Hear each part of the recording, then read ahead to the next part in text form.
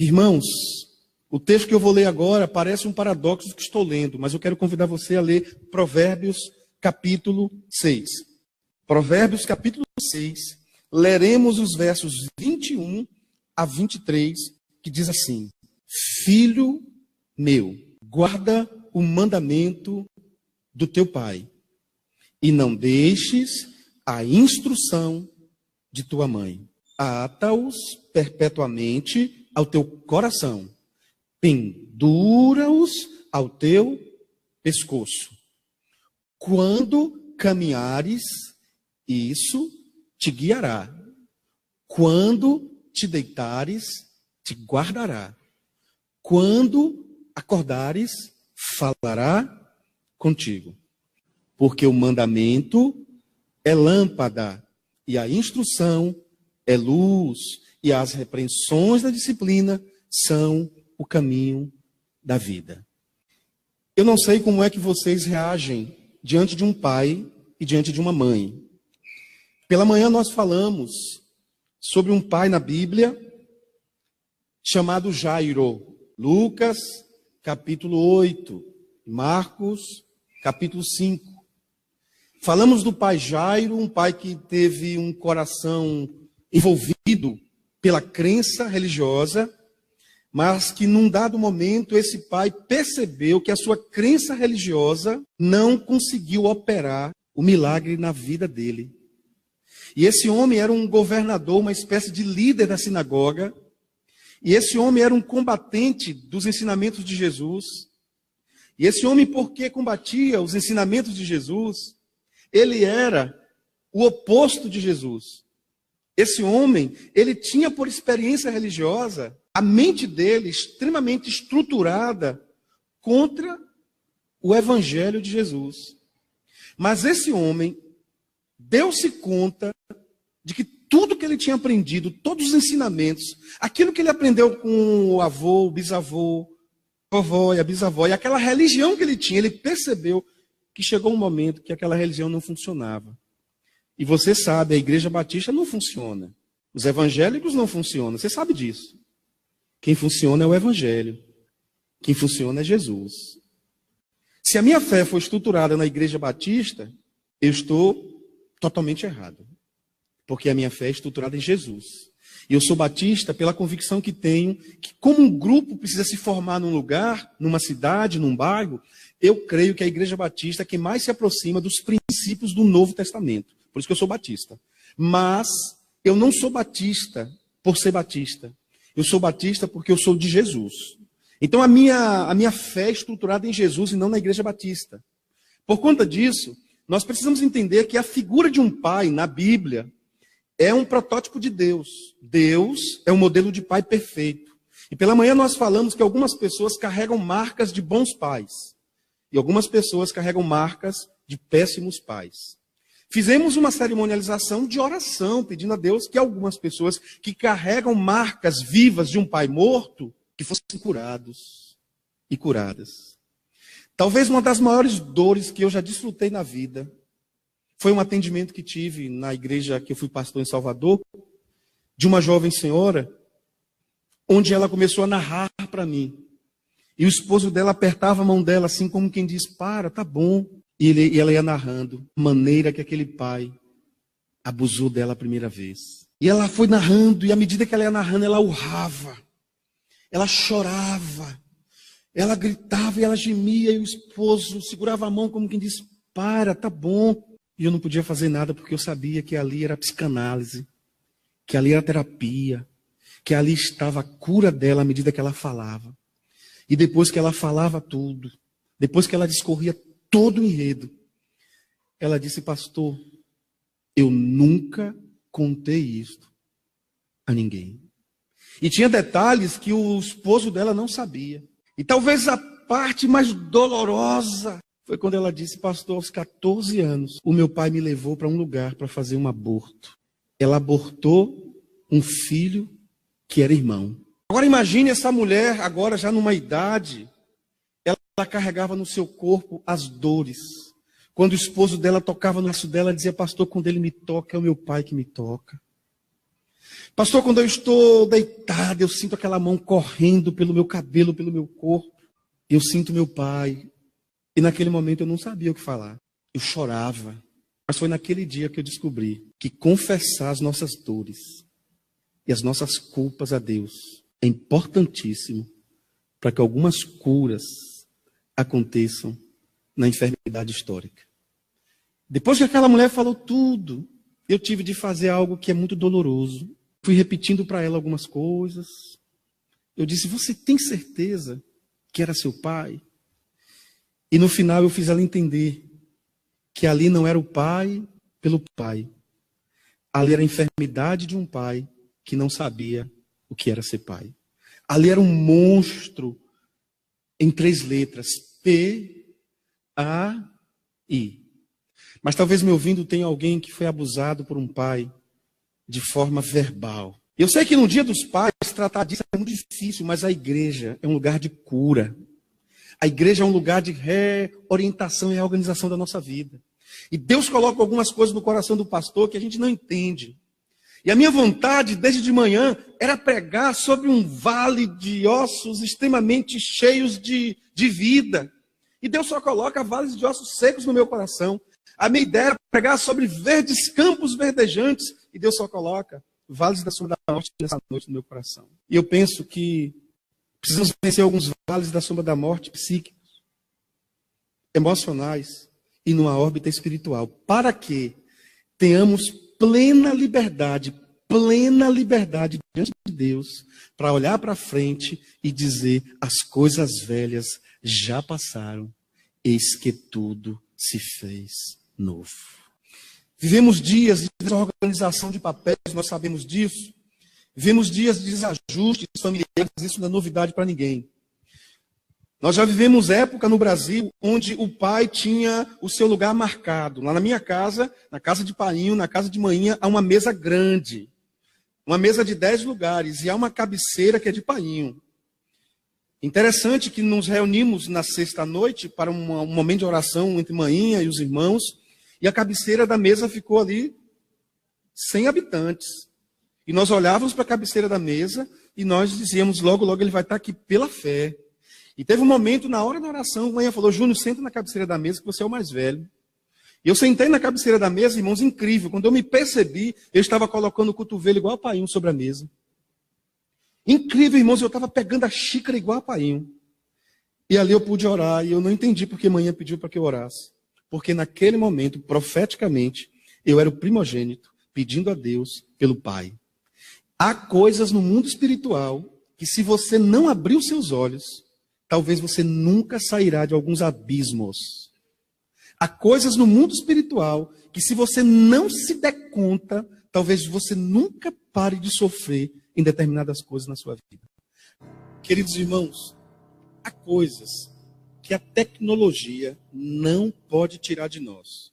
Por exemplo, não há dinheiro no mundo que pague algo que o pai e a mãe diz, vovô e vovó, tio e tia, que é o pedido de um ser humano, pedido da bênção. Meus irmãos, se você tem pai e mãe vivo ainda, vovô e vovó vivos ainda, tio e tia vivos ainda, todas as vezes que você falar com eles, se aproximar deles, inicie dessa forma. Bença meu tio, abençoa meu pai, abençoa minha mãe. Não saia de casa sem pedir. Você tem que pedir. A bênção você pede. Abençoa meu pai, abençoa o painho, abençoa amanhã. E nem se preocupe que seus colegas vão pensar, ai pastor, que mico pastor. Seu pai deixou você à porta da escola, mesmo que seu colega esteja no carro com você, você nem percebe. Mas quando você diz, abençoa meu pai, que ele diz assim, Deus te abençoe meu filho. Benção minha mãe, Deus te abençoe minha filha. A sua colega vai sair brincando com você. Gente, você precisa ver. A bonequinha pede bênção para o pai e para a mãe. Mas quando chega em casa, que ele se depara com um pai grosso, que vai dormir, não diz Deus te abençoe, aquela jovem, aquela adolescente diz assim, eu queria ter um pai, o pai da minha colega e do meu colega que diz Deus te abençoe. Irmãos, quando você pede a bênção ao seu pai, há um movimento espiritual. O seu pai está dizendo assim, Deus te lhe abençoe. Se você falou, Deus abençoe o seu filho, vai chegar numa esquina, vai ter muitas tentativas de coisas sociais sobre ele. Mas você saiu de casa, ele saiu de casa e você diz, Deus te abençoe. E quando você diz, Deus te abençoe, Deus abençoa mesmo. Ou Deus lhe acompanha. Eu não sei qual é a sua experiência, qual é a sua fala, qual é o seu jargão profético. Mas diga todos os dias, ligou para o seu filho, diz, Deus lhe abençoe. Mas pastor, e sem ele morar fora, levante pela manhã e manda mensagem para ele, meu filho, Deus te abençoe. Amém, meus irmãos? Eu cheguei na casa dos meus tios, benção a tia Irene. Antes de ontem falei com o meu tio Valdomiro, que mora em São Paulo, benção a tio Valdomiro. Um dia eu estava em Itapuã, o pai tinha um tempão que não ia lá, o pai entrando no fundo da igreja, eu estava pregando sermão e fiz sem intenção. O pai entrou e disse, ô pai, benção pai, o povo começou a dar risada, porque o povo de Salvador não fala painho, você sabe, né? Quem fala painho somos nós, que somos do interior. O povo de Salvador é um povo muito bonito, não fala painho. Mas eu falo painho. E lá do fundo ele gritou, Deus lhe abençoe, meu filho. Eita, que sermão poderoso eu preguei. Meu pai me pedindo, me dizendo, Deus lhe abençoe. Deus disse para mim, irmãos, tudo que eu fizer, vai dar certo. A Bíblia diz que eu vou ter longos dias de vida. Por que, pastor, o senhor está falando isso? Porque eu estou pedindo a bênção do meu pai. Como é que eu peço a bênção do meu pai? Honrando a vida dele. O que é honrar? Honrar é obedecer, é falar bem dele, é ser coerente com o que ele me diz, e que eu digo que vou fazer e faço. Então, precisamos resgatar algumas coisas. Por exemplo, irmãos, eu sei que alguns irmãos talvez não tenham essa dimensão que eu tenho, eu peço até desculpas a você se você pensar diferente. Mas, por exemplo, aqui a maioria deve ter nascido num lar evangélico. Minha mãe é evangélica e meu pai é católico. Meu pai queria me levar para a missa e manhã me queria levar para a igreja. Lá em casa, como a maioria das casas, a mulher sábia edifica a sua casa. Então, manhã sempre me levava para a igreja. E eu ia para a igreja com manhã. E pai disse, não, meu filho vai ser batizado. Ele tem que ter padrinho, tem que ter madrinha. Pronto. E aí eu tive padrinho e tive madrinha. E hoje meu padrinho e minha madrinha me disseram uma coisa que eu fiquei impactado. É meu sonho ver Jesus, vendo Jesus salvar meu padrinho e minha madrinha. E a estratégia que Deus me deu para salvar a vida dela é toda vez que eu vou em Itabuna, eu vou à casa do meu padrinho, eu vou à casa da minha madrinha, digo, benção meu padrinho, benção minha madrinha, posso orar por vocês todos os dias. Toda vez que eu vou em Itabuna, eu dou um pulinho lá. E essa semana ela me disse uma coisa que me impactou. Ela falou, Juninho, posso te falar uma coisa? Posso. Você é evangélico, você é pastor, e você continua me pedindo a bênção? Eu falei, claro, eu sou mais esperto do que os outros. Porque os outros são evangélicos e não gostam de bênção. E eu gosto de bênção. E todas as vezes que eu peço a meu padrinho e a minha madrinha para me abençoar, quem está me abençoando? É Deus, porque não tem bênção na vida das pessoas, irmãos. Quando a minha madrinha e quando o meu padrinho diz Deus te abençoe, eu estou sendo abençoado por Deus. Então, irmãos, algumas coisas nós vamos corrigir. E há uma ideia que eu fico preocupado com os crentes. Um dia desse, uma irmã, não é daqui, me disse, pastor, o senhor ora por mim porque eu estou amaldiçoada. Falei, por quê, irmã? Ela disse, pastor, eu tive de ir numa missa. Eu falei, está repreendida, a senhora foi amaldiçoada porque entrou numa missa? Para com isso, irmã. Para com isso. Maldição, irmãos, tem quem não tem Jesus. Quem não tem Jesus está amaldiçoado. Mas quem tem Jesus passa da maldição para a bênção. Amém, meus irmãos? Então, o que a Bíblia está querendo nos ensinar aqui? Bom, a Bíblia está querendo estruturar a nossa fé da seguinte maneira. Há um ensinamento na mente de Deus. Quando Deus criou o ser humano pensando em esse ser humano seguir os caminhos do Senhor. Deus orientou líderes, profetas, sábios, pastores, líderes, para que a igreja de Jesus fosse ensinada na palavra dele. A ideia de Deus é que as pessoas entrem na igreja para ouvir menos do pastor e mais do Senhor. A ideia de Deus é que as pessoas olhem para a Bíblia e reconheçam na Bíblia a voz de Deus. Então Deus criou uma estrutura. Na estrutura que Deus criou, ele chamou de família. A família é a base nuclear do ser humano. Todo ser humano, ele é pelo menos 33% do seu painho. E 33% geneticamente da sua mainha. Observe bem. 33%. Com mais 33%, eu tenho 66%. Então, quando eu venho ao mundo, eu já tenho 66% implicitamente estruturado em minha vida. A partir daí, eu tenho enxertos completativos. A partir daí, eu sou enxertado por experiências, por ensinamentos, por influências. E aí eu me torno o ser humano que sou. A partir disso aí, eu preciso, quando eu conheço Jesus, eu preciso fazer uma escolha. Olhe bem, quando eu conheço Jesus, eu faço uma escolha. Qual é a escolha que eu faço? Eu quero ser os 33% do meu pai, os 33% da minha mãe, os 33% que me ensinaram, ou eu posso receber de Deus o manual da vida, e o manual da vida vai formando em mim uma nova estrutura.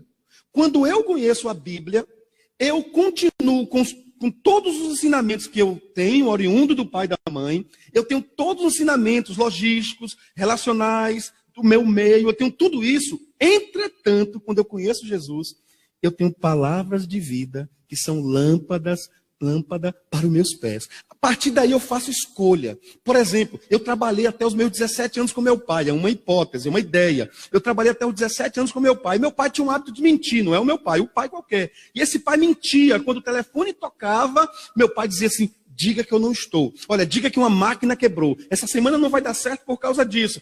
Aí você se habituou a mentir. Então, sem querer, aquele pai formou em você um caráter mentiroso. Então, a palavra do seu pai foi uma palavra de perversão na sua personalidade. Por conta disso, você começou a mentir de forma geral. Aí, dentro de você, você tem a mentira como recurso. Você mente com a maior naturalidade. E você nem se dá conta que esta mentira que você faz, ela prejudica o seu caminho. E agora que você tem filho ou filha, essa mentira perpetua o mau caráter, e não a má personalidade, mas o mau caráter social do seu pai. E aí você agora é uma pessoa que mente, e você mente com uma naturalidade. Você estaciona numa vaga que é de idoso, você tem muita facilidade de ludibriar as pessoas, e por aí por diante. Aí você vem e entrega a vida a Jesus. E quando você entrega a vida a Jesus, você se depara com tudo para a formação de um ser humano, a Bíblia tem. Olha, irmão, guarda o que eu vou te dizer, minha irmã. Tudo para a formação reprogramadora de um ser humano, a Bíblia tem. Por exemplo, pastor, o senhor não falou de mentira? Falou, a Bíblia diz assim: quem mentia, não minta mais. Pronto. Agora você está diante de uma escolha. Bom, eu era um mentiroso e agora eu sou cristão. Não sou evangélico, eu sou cristão. Porque eu sou cristão, eu tenho um padrão de vida. E esses 33%, eles podem continuar comigo a partir da minha genética, mas eles não podem mais influenciar o meu comportamento. Por quê? Quem vai influenciar o meu comportamento a partir do momento que eu entrego a vida a Jesus, deve ser a palavra de Deus. O cristão que não tem o seu comportamento influenciado pela palavra de Deus, está no caminho errado. Nós temos um manual de vida. Quer ver outra coisa, irmãos? Há pessoas que, com 14 anos, já abrem um caminho para a calvície. Há pessoas que, com 15 anos, você já vê o aeroporto sendo montado. É incrível. 15 anos você já vê. Todos os colegas conversam com ele, e aí o cara deixa o cabelo crescer, porque quando nós somos muito jovens, nós temos dificuldade. Aí a gente joga o cabelo, puxa um pouquinho para lá, puxa para cá, e aí vai no futebol. Quando está no futebol, está correndo, aí todo mundo vê a entrada. Tem a cobertura de palha, que é o cabelo, mas todo mundo vê a entrada. Isso é genético. Aí alguns fazem implante, outros gostam da calvície, faz da calvície um estilo de vida. Pronto. Você vai mudar essa genética? Não tem como. Não tem como. Há pessoas que têm uma perna um pouco cambota. E aí a mãe botou bota, fez tratamento, procurou ortopedista, fisioterapeuta. Mas você vê, depois de tanto tratamento, ele tem a perna um pouquinho cambota.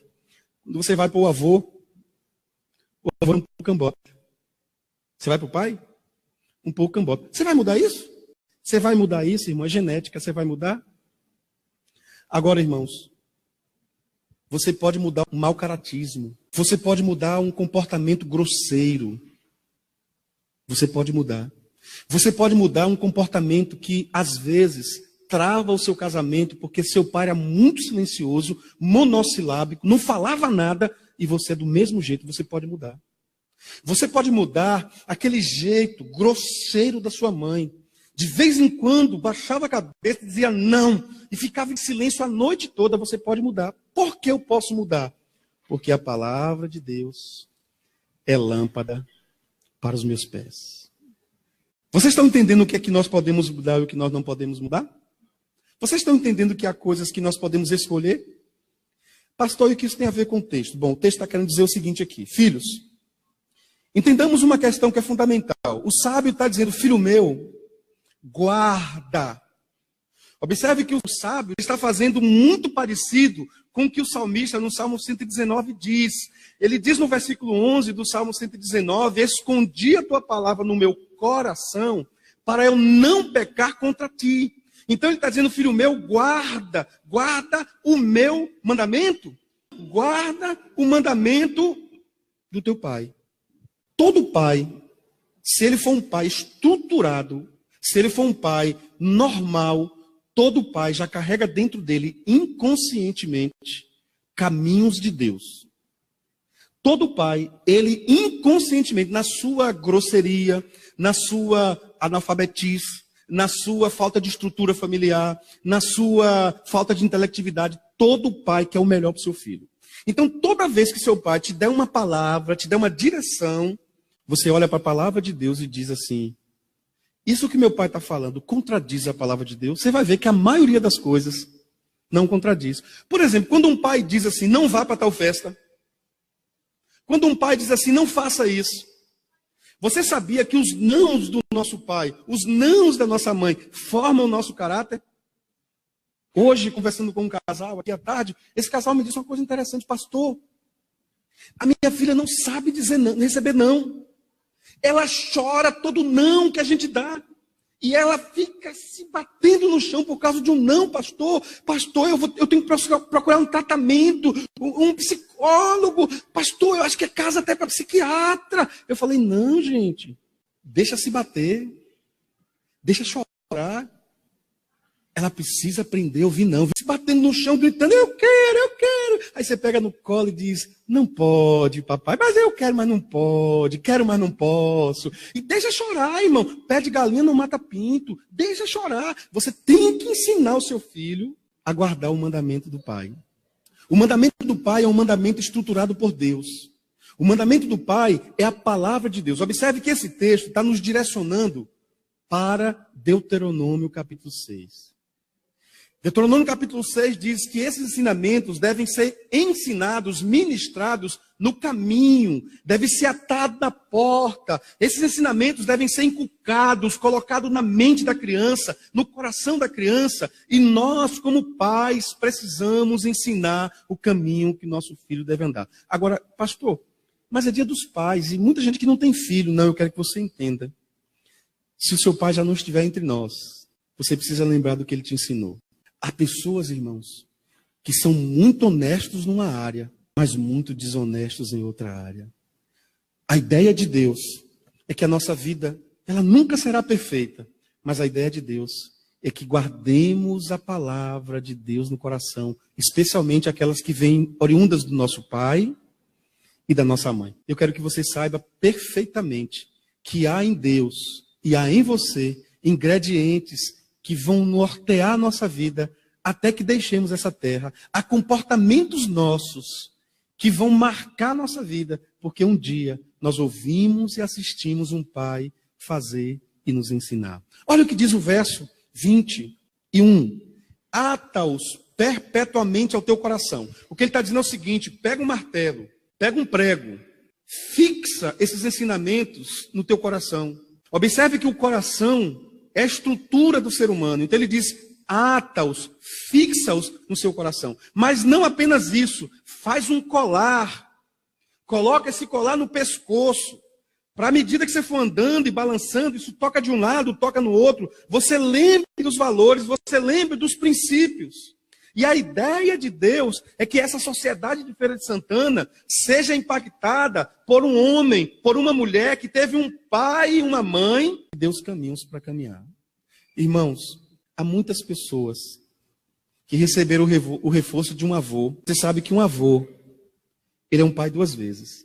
E o avô pode estragar um filho e um neto. Um avô pode estragar um neto. Como é que um avô pode estragar um neto? Dizendo não corrija, dizendo não dê, dizendo deixa o menino, dizendo muito sim. A mãe dizendo você não vai chupar esse pirulito agora. Aí o vovô assim, ó. Fala pra ela não, viu? Aí a criança chupa aquele pirulito e ele recebe uma mensagem.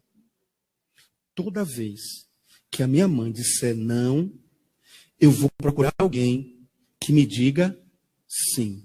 E aí a mãe vai ser o sistema. O sistema diz não. E aí vem o traficante, que é o vovô, e o traficante diz sim. Então nós vamos pervertendo, às vezes, sem perceber, e vamos entrando num corredor de maus comportamentos. Sempre que um pai diz não, o mundo diz sim. Crianças, adolescentes, jovens e nós adultos. Sempre que um pai diz não, o mundo vai dizer sim. Eu peço a Deus que o Espírito Santo conduza a minha e a sua vida. Porque isso vai te guardar da mulher vil, das coisas soltas da existência. Às vezes o pastor estrutura uma palavra e ele tem a intenção no seu coração de trazer uma verdade, duas verdades, três verdades. A intenção do meu coração nessa noite foi tentar dizer para você o seguinte: você pode mudar, basta querer. Pastor, mas eu tenho tantos traumas na vida, eu conheço muita gente que tem tudo para ser traumatizado e não é traumatizado. E eu conheço gente que não tem nada para ser traumatizado e é traumatizado. Por fim, o que a Bíblia vai dizer é o seguinte: quando você estiver caminhando, quando você estiver transitando, quando você estiver andando, isso te guiará. Essas verdades te guiará. Quando você estiver transitando, caminhando, quando você estiver deitado, essas verdades te guardará. E sempre que o mundo disser sim, diga não. Porque o mundo não quer nada de bom para a nossa vida. 23 diz assim: porque o mandamento é lâmpada e instrução, lâmpada e luz, e as repreensões da disciplina são o caminho da vida. Às vezes, meus irmãos, você chega em casa, por exemplo, hoje, você pode chegar em casa e rever o fantástico. Eu não gosto de ter um comportamento faccioso, extremista. Mas estávamos no aeroporto um dia desses e eu vi uma cena dessa nova novela que está aí. Tinha uma senhora do meu lado e uma senhora muito distinta, uma senhora muito simpática. Ela disse: meu filho, cada dia que passa as novelas estão melhores, não é? Mas ela tinha um jeito assim de falar muito firme, né? E eu disse: sinceramente, minha senhora, eu acho uma pouca vergonha isso aí. Havia naquela tela, irmãos, praticamente uma cena de sexo explícito reproduzido. E o cara pegava uma nota de 50 e de 100 e colocava na peça íntima dela. O que me chocou não foi a velhinha não, irmãos. Aquela senhorinha. O que me chocou foi um pai, sentado assim à minha esquerda, a criança no colo. E ele vibrado naquela novela. E a criança com seu biquinho olhando para aquela TV. Aí você vai dizer: pastor, psicologicamente ela não sabe ainda discernir o que é sexo. Verdade. O que é órgão genital? Verdade. Mas eu digo para você, diante de Deus, aquela criança tem subconsciente e inconsciência. Tudo aquilo ali é recortado, irmãos. E há muitas pessoas que hoje, adultas, são pervertidas sexualmente por causa das reservas de imagens pornográficas e sensualizadas na sua vida. E para corrigir isso, só pegando o mandamento de Deus e colocando luz no nosso coração. Só pegando o mandamento de Deus e colocando luz na nossa mente. Se a luz não chegar na mente de alguns homens, as trevas continuarão reinando. Se a luz não chegar no coração de algumas mulheres, as trevas continuarão reinando. Amém, meus irmãos? Que o Senhor vos abençoe e vos guarde. O Senhor faça resplandecer o seu rosto sobre vós e tenha misericórdia de vós. O Senhor sobre vós levante o seu rosto e vos dê sempre, mas sempre mesmo, a paz, em nome de Jesus.